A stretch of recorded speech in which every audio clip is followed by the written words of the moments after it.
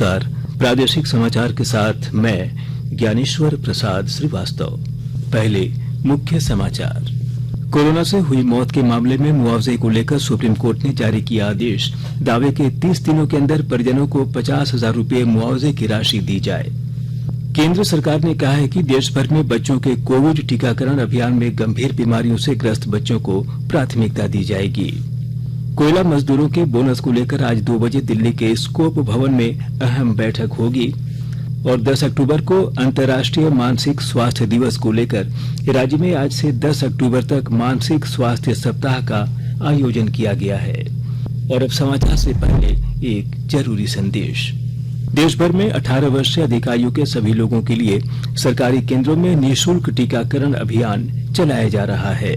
हमारे युवा श्रोताओं से अपील है कि वे कोविड रोधी टीका जरूर लगवाएं और दूसरों को भी इसके लिए प्रेरित और सहयोग करें। कोरोना महामारी के प्रति आप कोई भी लापरवाही न बरतें, क्योंकि कोरोना अब भी हमारे लिए बड़ा खतरा बना हुआ है। जब तक आवश्यक न हो, घर से बाहर न निकलें और इन आसान उपायों का पालन करें। मास्क लगाएं, 2 गज की सुरक्षित दूरी बनाए रखें, बार बार हाथ धोएं और चेहरा साफ रखें। कोविड से संबंधित जानकारी और मार्गदर्शन के लिए राष्ट्रीय हेल्पलाइन काम कर रही है। इनके नंबर हैं 01123978046 और 1075। इसके अलावा राज्य हेल्पलाइन नंबर 104 डायल कर समस्या का त्वरित समाधान लिया जा सकता है। और अब समाचार विस्तार से। कोरोना से हुई मौत के मामले में मुआवजे को लेकर सुप्रीम कोर्ट ने बड़ा आदेश जारी किया है। सुप्रीम कोर्ट ने केंद्र को निर्देश दिया है कि मृतक के परिजनों को 50,000 रुपये मुआवजे की राशि दी जाए। कोर्ट ने कहा कि मृतक के परिवार को मिलने वाला यह मुआवजा दूसरी कल्याण योजनाओं से अलग होगा। जस्टिस DY चंद्रचूड़ की अध्यक्षता वाली बेंच ने दावे के 30 दिनों के भीतर भुगतान करने का निर्देश दिया। केंद्र सरकार कोविड रोधी टीकाकरण अभियान में गंभीर बीमारियों से ग्रस्त बच्चों को प्राथमिकता देगी।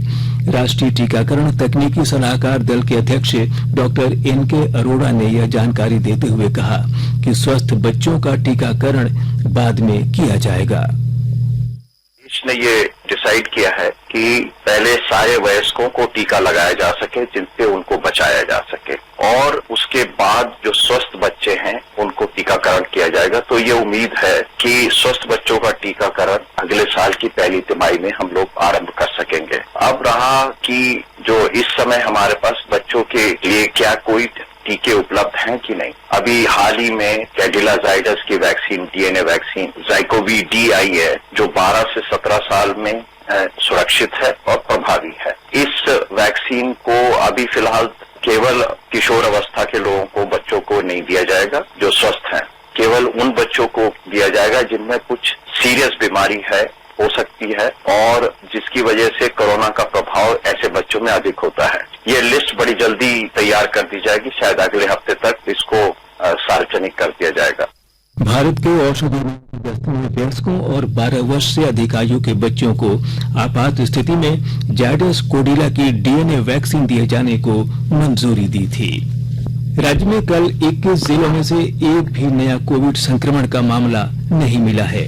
हालांकि रांची, धनबाद और पूर्वी सिंहभूम, इन 3 जिलों से कुल 9 नए कोविड मरीज मिले। सबसे अधिक कोरोना के 5 नए मरीज रांची से मिले हैं। कोरोना के कुल सक्रिय 98 मामलों में 52 रांची में हैं। कल कोरोना से एक भी मरीज की मौत नहीं हुई है, जबकि 8 लोग संक्रमण से मुक्त हुए। प्रदेश की रिकवरी रेट 98.49% है। धनबाद जिले में कोरोना टीकाकरण की गति तेज हो गई है। 18 से 44 वर्ष के बीच के लाभुकों को टीका लेने की संख्या भी 8 लाख के ऊपर हो गई है।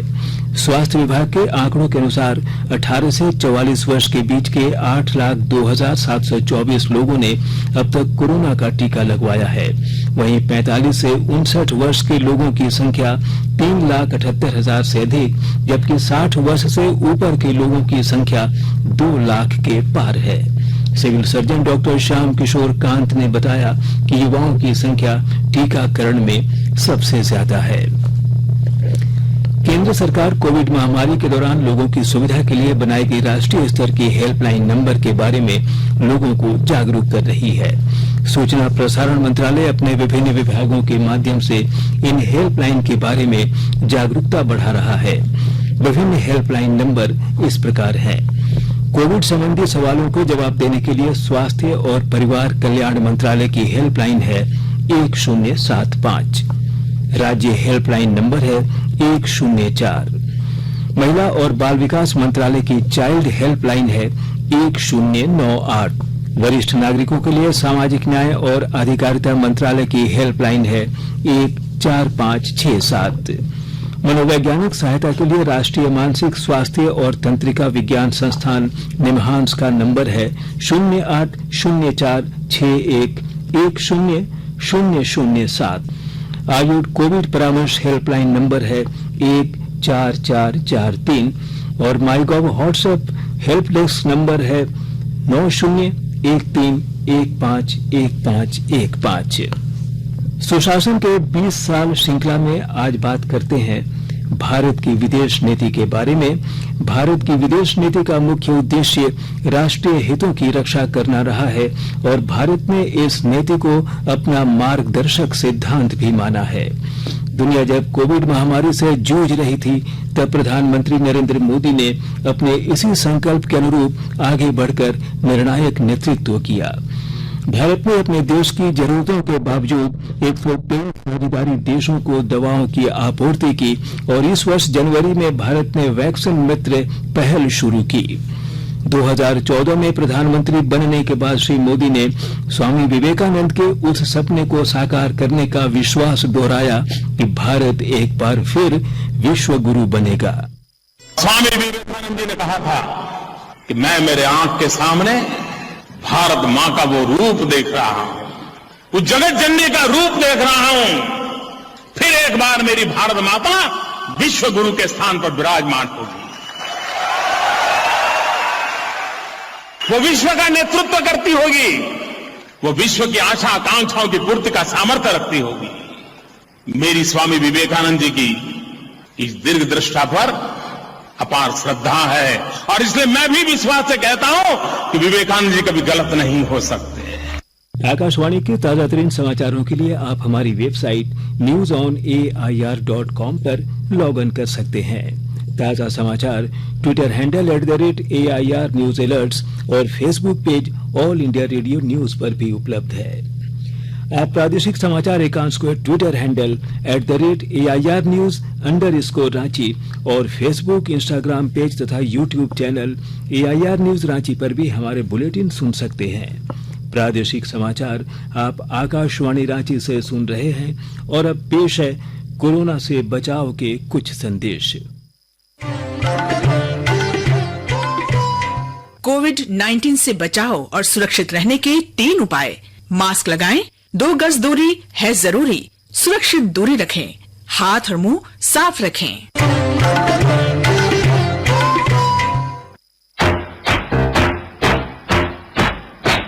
चलो मिलकर एक शुरुआत करें, चलो एक फैसला आज करें। मास्क नहीं तो टोकेंगे, कोरोना को रोकेंगे। चलो एक इरादा करते हैं, चलो कुछ वादा करते हैं। मास्क नहीं तो टोकेंगे, कोरोना को रोकेंगे। भारत सरकार द्वारा जनहित में जारी। प्रादेशिक समाचार में आपका फिर से स्वागत है। कोल इंडिया और सिग्रेनिस कोल कंपनी में कार्यरत करीब 3 लाख कोयला मजदूरों के बोनस परफॉर्मेंस लिंक रिवार्ड पर आज दिल्ली के स्कोप भवन में दोपहर 2 बजे से बैठक प्रस्तावित है। धनबाद के BCCL, ECL और CMPDIL के करीब 50,000 मजदूरों को इस बैठक में लिए गए निर्णय का इंतजार है। पिछले साल कामगारों को 68,500 रुपये बोनस मिला था। इस बार इससे भी अधिक बोनस मिले, इसको लेकर श्रमिक संगठन एटक, HMS, BMS और सीटू के प्रतिनिधि प्रबंधन पर दबाव बना रहे हैं। इधर कंपनी का दावा है कि 2 साल में कोल इंडिया के मुनाफे में 33% की कमी आई है। 2020-21 में BCCL, ECL, CCL, WCL घाटे में रही है। बोनस को लेकर बुलाई गई मानकीकरण कमेटी की बैठक की अध्यक्षता NCL के CMD PK सिन्हा करेंगे। देश के 75वें स्वाधीनता दिवस समारोह के उपलक्ष्य में आजादी का अमृत महोत्सव के अंतर्गत प्रादेशिक समाचार एकांश आकाशवाणी रांची द्वारा स्वाधीनता संग्राम और उसके गौरवशाली इतिहास पर 18 अगस्त से साप्ताहिक अमृत महोत्सव क्विज का शुभारंभ किया गया है। सेंट्रल कोलफील्ड्स लिमिटेड और mission blue foundation Amrit Mahotsav quiz में आकाशवाणी समाचार रांची के साथ सहयोगी के रूप में शामिल हैं। आजादी के 75 वर्षों का पर्व अमृत महोत्सव प्रत्येक बुधवार शाम 7 बजे प्रसारित होने वाले प्रादेशिक समाचार के दौरान पूछे गए प्रश्न का सही उत्तर देने वाले प्रथम 10 प्रतिभागियों में से लकी ड्रॉ द्वारा चुना हुआ एक प्रतिभागी इनाम का हकदार होगा। इसके लिए सुनते रहें आकाशवाणी रांची का प्रसारण।